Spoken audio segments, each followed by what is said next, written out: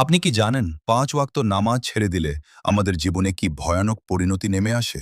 দুনিয়ার সামান্য ব্যস্ততার জন্য আমরা যে নামাজকে অবহেলা করছি তার চড়া মূল্য দিতে হবে পরকালে।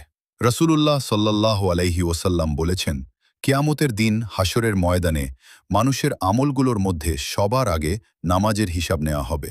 যার নামাজের হিসাব গড়মিল হবে সে পুরোপুরি ধ্বংস হয়ে যাবে। পবিত্র কোরআনে এসেছে, জান্নাতীরা যখন জাহান্নামীদের জিজ্ঞেস করবে, কোন অপরাধ তোমাদের জাহান্নামে নিয়ে এলো, তারা জবাবে প্রথমেই বলবে, আমরা নামাজ পড়তাম না। শুধু তাই নয়, বেনামাজির হাসর হবে ফেরাউন ও কারুনের মতো ইতিহাসের নিকৃষ্ট কাফেরদের সাথে। ভাই ও বোনেরা, মৃত্যু কিন্তু আমাদের খুবই কাছে। আজই শেষ সুযোগ। আসুন খাঁটি তওবা করে আল্লাহর দরবারে সিজদায় লুটিয়ে পড়ি এবং ৫ ওয়াক্ত নামাজ ধরার সংকল্প করি।